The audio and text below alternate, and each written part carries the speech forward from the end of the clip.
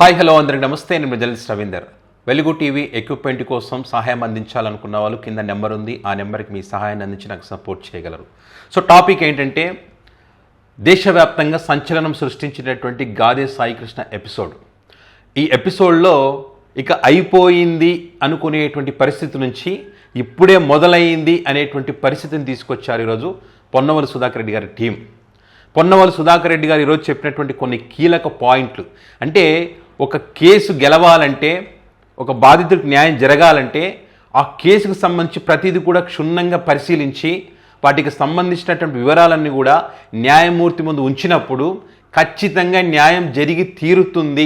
అది ఎంత పెద్దవాళ్ళు ఉన్నా, అధికారం చేతిలో ఉన్నా, ఇంకేది ఉన్నా, ఎంత డబ్బు ఉన్నా కూడా ఖచ్చితంగా వారి శిక్ష పడే విధంగా చెయ్యొచ్చు అని చెప్పి ఈరోజు మరి పొన్నవలు సుధాకర్ రెడ్డి గారి టీం రుజువు చేసింది.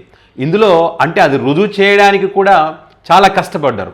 కొన్ని కీలక పాయింట్స్, ఈ డిఎస్ఆర్ రిపోర్ట్లోని పాయింట్స్ని పట్టుకొని న్యాయమూర్తి ముందు వాదించినటువంటి క్రమంలో మరి వారికి ఎవరైతే ఇందులో ఇన్వాల్వ్ అయి ఉన్నారో వాళ్ళు అనుక్షణం భయపడే విధంగా, తప్పించుకోలేనటువంటి విధంగా మరి ఈరోజు ఈ కోర్టులో జరిగినటువంటి పరిణామాలుగా మనం చూడొచ్చు. కొన్ని అంశాలు మీ దృష్టికి తీసుకొచ్చే ప్రయత్నం ఇక్కడ. ఏదైతే గాదే సాయికృష్ణను మే 6వ తారీఖున పట్టుకున్నారు, కానీ మాకు తెలియదని వారే చెప్పారు.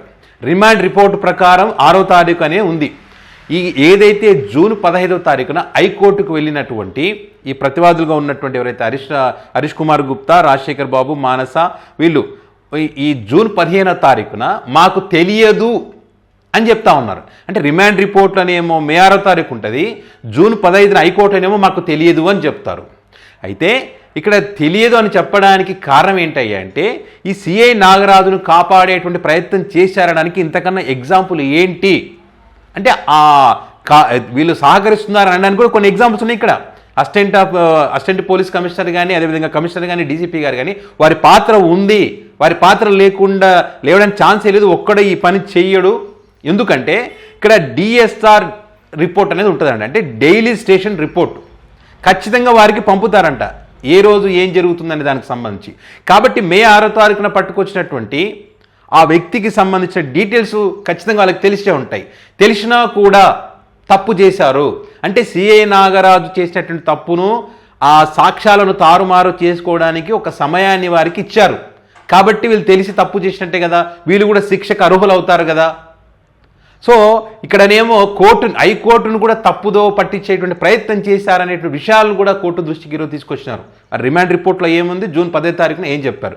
అండ్ మే 28న ఏదైతే గాదే సాయి కుమార్ తల్లి స్టేషన్కి వెళ్ళి నా కొడుకేడని చెప్పి వాళ్ళు అడుక్కొని ఎంత చేసినప్పటికీ కూడా మరి స్పందించి వాళ్ళు ఏం చెప్పారు, సిఐ నాగరాజు దండలు రెడీ చేసుకో, ఫోటో రెడీ చేసుకో, నీ కొడుకు మీద ఆశలు వదులుకో అని చెప్పిన క్రమంలో ఆ తల్లి భయపడి న్యాయవాదులను చాలామందిని ఆశ్రయించినటువంటి క్రమంలో మరి వాళ్ళు కోర్టు దృష్టికి తీసుకుపోయి హెబియస్ కార్పస్ పిటిషన్ వేసి ఇదంతా నడుస్తున్నటువంటి క్రమంలో మే 28వ తారీఖున మరి వీళ్ళకు సంబంధిత ఈ డీజీపీ గారికి వీళ్ళకందరూ కూడా మెయిల్స్ పోయినాయంట. మరి ఆ మెయిల్స్ పోయినప్పుడైనా కనీసం స్పందించాలి కదా, ఇక్కడ ఆధారం ఉంది కదా వాళ్ళకు. ఈ డిఎస్ఆర్ రిపోర్ట్ ప్రకారం తెలిసి ఉండాలి, ఈ మెయిల్స్ మే 28వ తారీఖున మెయిల్స్ పోయినాయి అట్లా తెలిసి ఉండాలి. ఇప్పుడు తెలియదని జూన్ 10వ తారీఖున కోర్టుకి ఎంత దారుణమైనటువంటి అబద్ధం చెప్పారు. మరి ఇక్కడ ఆ అంశాలన్నీ వీళ్ళు చెప్పడం జరిగింది. సో ఇక్కడ ఇన్ని తెలిసినప్పటికీ కూడా మీరు వదిలేశారంటే, మీరు ఇప్పుడు ఈ డిఎస్ఆర్ రిపోర్ట్ ప్రకారము వాళ్ళ తల్లి ఈ కొడుకు గురించి అడిగినప్పుడు మీరు నిజంగా సిఐ నాగరాజుకు సహకరించడం లేదు అని అనుకుంటే, మీకు డిఎస్ఆర్ రిపోర్ట్ మీ దృష్టికి రాకపోయి ఉంటే ఆ తర్వాత ఆ తల్లి చెప్పిన తర్వాత మీరు స్టేషన్కి వెళ్ళి రైడ్ చేయాలి, ఎంక్వైరీ చేసిన తర్వాత ఏం జరిగిందనేటువంటి విషయాన్ని ఎప్పుడైనా చెప్పారా? పోనీ కేసు నమోదు చేశారా? లేదు. ఎప్పుడు చేశారు మీరు? జగన్మోహన్ రెడ్డి గారు 18వ తారీఖున ఇంటికి వెళ్ళిన తర్వాత అప్పుడు కదలిక వచ్చి పోలీసులు 19వ తారీఖు ఇంటికి పంపించి తల్లితో కంప్లైంట్ తీసుకున్నారు. సో ఇవన్నీ చూస్తే ఏమవుతుంది, ఇక్కడ మీ ప్రమేయం ఉందనడానికి ఇంతకన్నా సాక్ష్యాలు ఏం కావాలి? సో ఖచ్చితంగా మీరెందుకు ఇక్కడ మీకు ఎందుకు పనిష్మెంట్ ఇవ్వకూడదు? ఇంకో విచిత్రం ఏమిటంటే తప్పు వీళ్ళే చేస్తారు. ఈ తప్పుకు సంబంధించినటువంటి కమిటీ వీళ్ళే చేసుకుంటారు, విచారణ వాళ్ళే చేసుకుంటారు. ఇంకా న్యాయం ఎట్లా జరుగుతుంది? కాబట్టి ఇది న్యాయం జరగాలంటే ఖచ్చితంగా ప్రైవేట్ కేసు వేయాలని చెప్పి ఈరోజు ప్రైవేట్ కేసు కూడా వేయడం జరిగింది. ఒక పక్క ఇక్కడ ఇన్వెస్టిగేషన్ జరుగుతున్నప్పుడు ప్రైవేట్ కేసు వేయొచ్చు అంటే దానికి సంబంధించినటువంటి వివరాలు కూడా పొన్నవలు సుధాకర్ రెడ్డి గారి టీం చాలా క్లియర్గా చెప్పారు. ప్రతివాదులు ఎవరైతున్నారో వాళ్ళకి సంబంధించి వీళ్ళని అందులో మెన్షన్ చేశారా లేదా ఇవన్నీ బయటికి రావాలి. మరి ఎందుకంటే సిఐ నాగరాజు ఒక్కడి వల్లే కాదు, కాపాడే ప్రయత్నం జరిగింది అనేటువంటిది ఇక్కడ పొన్నూరు సుధాకర్ రెడ్డి గారి టీం యొక్క అభిప్రాయాలను కోర్టులో ప్రస్తావించిన తర్వాత గంటన్నరకు పైగా కోర్టులో మరి వాదనలు వినిపించినటువంటి క్రమంలో కోర్టు కూడా కొన్ని అనుమానాలను వ్యక్తం చేసిందంట. చేసి ఒప్పుకుందంటే వీళ్ళతో ఏకీభవించిందంటే ఇందులో వీళ్ళు మాట్లాడిన దాంట్లో పాయింట్స్ ఉన్నాయి కదా. సో కాబట్టి ఇది మొదటి అడుగు. ఇందులో ఉన్న వాళ్ళు ఎవరు కూడా తప్పించుకోవడానికి వీలు లేనంతగా బలమైనటువంటి ఆధారాలను సేకరించి మరి వీళ్ళకి శిక్ష పడే విధంగా మరి పొన్నోలు సుధాకర్ రెడ్డి గారి టీం మరి ముందు ఇంకా ఫైట్ చేయబోతున్నామని చెప్పారు. అయితే ఇక్కడ ఇదంతా ఇప్పుడు కొంతమందికి నిద్ర పట్టదు. ఎందుకు? వాళ్ళ గాదే సాయికృష్ణ తల్లి ఎవరైతే ఉన్నారో ఆ తల్లి చేత ఎంత దారుణం చూడండి. ఆమె కనీసం బూడిదైనా ఇవ్వండి అని చెప్పి ఏడ్చి, ఇవ్వకపోతే నేను చనిపోతానని ఏడ్చి, నాకు ఆస్తులొద్దు డబ్బులొద్దు కనీసం నా కొడుకు కార్యక్రమాలు చేసుకుంటానని ఏడ్చిన తల్లి మరి న్యాయం చేయాలని చెప్పి ఎవరైతే న్యాయవాదుల దగ్గరికి వెళ్ళి అడిగిందో ఏబిఎస్ కార్పస్ పిటిషన్ వేయడానికి సహకరించినటువంటి వాళ్ళందరినీ కాదని ఆ ఫైల్స్ అన్ని వెనక్కి తెచ్చుకొని కేసు విత్డ్రా చేసుకుంది. అంటే ఆమె పైన ఒత్తిడి వచ్చి ఉండొచ్చు అని చెప్పి రకరకాలుగా, ఎందుకంటే వాళ్ళు పైగా ఏది జనసేన పార్టీకి సంబంధించినటువంటి వాళ్ళని, జనసేన పార్టీకి సంబంధించిన ఒక వ్యక్తి 50 లక్షలు ఆఫర్ చేసినటువంటి విషయాలు కూడా మనందరం చూసాం. సో కాబట్టి ఒత్తిడి తీసుకొచ్చారు అని చెప్పి, సో ఒక తల్లిని ఇంత ఇది చేస్తూ ఉన్నారంటే, ఇంత భయభ్రాంతులకు గురి చేశారు, ఇంకోటి ఏదైనా చేసి ఉండొచ్చు. కానీ ఇక్కడ వీళ్ళు చెప్పేది ఏంటంటే ఇది గాదే సాయికృష్ణ తల్లికో, గాదే సాయికృష్ణ మేనమామకో, గాదే సాయికృష్ణ కుటుంబ సభ్యులకో లేకపోతే మరెవరికో జరిగింది కాదు, సమాజం పైన జరిగినటువంటి దాడి. ఒక వ్యక్తి ఏమైపోయాడో తెలియనటువంటి పరిస్థితి ఆంధ్ర రాష్ట్రంలో ఉంది. ఇంత దారుణం ఎక్కడైనా ఉంటుందా? కాబట్టి ఆ వ్యక్తి ఏమైపోయాడు, ఏం చేశారు, ఎవరెవరు ఉన్నారు మొత్తం కూడా బయటికి లాగాల్సినటువంటి బాధ్యత మా పైన ఉంది. సమాజానికి సమాధానం చెప్పాల్సిన బాధ్యత మా పైన ఉంది. వాళ్ళు విత్డ్రా చేసుకున్నంత మాత్రాన్ని ఇది ఆగదు. న్యాయస్థానంలో దీనికి ఒప్పుకోవు. ఇది సమాజం పైన దాడిగా మేము చూస్తున్నాం.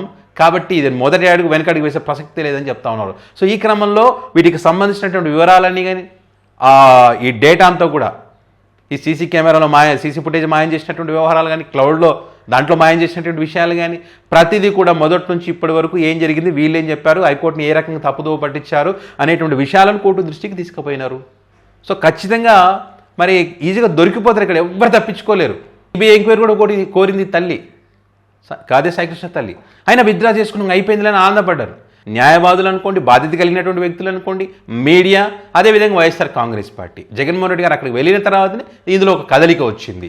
కాబట్టి ఇది ఇప్పుడు ఏంటంటే దాన్ని అప్పటికప్పుడు ఏదో మాట్లాడేసి వదిలేస్తే అది రాజకీయం అవుతుంది. ఆ కుటుంబానికి న్యాయం జరిగినప్పుడే ఈ న్యాయ వ్యవస్థ మీద నమ్మకం ప్రజలకు కలుగుతుంది. న్యాయం జరగాలంటే ఇప్పుడు తల్లి విత్డ్రా చేసుకోవచ్చు, వాళ్ళ మామ వద్దని చెప్పొచ్చు. కానీ ఇక్కడ ఎవరైతే పోరాటం చేస్తారో ఆ న్యాయవాదులు కానీ వైసీపీ పార్టీ కానీ ఖచ్చితంగా చివరి దాకా, అంటే ఎక్కడి దాకా, గాదే సాయికృష్ణ ఆత్మ శాంతించేదాకా. ఎప్పుడు శాంతిస్తుంది? ఎవరైతే ఆ ఆక్రందనను, ఆ వ్యక్తి పడిన ఆక్రందన, ఆ బాధ, వాటికి ఖచ్చితంగా అది ఎంత బాధపడి ఉంటాడో, అసలు ఏం జరిగిందో కూడా తెలియనటువంటి పరిస్థితుల్లో మరి ఆ వ్యక్తి ఆత్మశాంతి కలగాలంటే ఖచ్చితంగా న్యాయం జరగాలి. అందులో పాత్రదారులు ఎవరున్నారు, సూత్రధారులు ఎవరున్నారు, వారందరికీ శిక్ష పడినప్పుడే ఆ వ్యక్తి ఆత్మశాంతి కలుగుతుంది. అధికారం ఉంది కదా, తప్పించుకోవచ్చు, పై అధికారులు మాకు సపోర్ట్ చేశారు, మరి పైన ప్రభుత్వ పెద్దలు మాకు సపోర్ట్ చేశారు, మాకేమవుతుంది అనుకునేటువంటి వాళ్ళకు ఈ కేసు ఒక హెచ్చరికలాగా చూడాలనేటువంటిది ఇప్పుడు పెద్ద చర్చ. సో చూద్దాం ఏం జరుగుతుంది ఈ కేసుకు సంబంధించి ముందు అన్నది. సో మరి ఈ అంశానికి సంబంధించి మీ అభిప్రాయాన్ని కామెంట్ రూపంలో పెట్టగలరు. Thank you.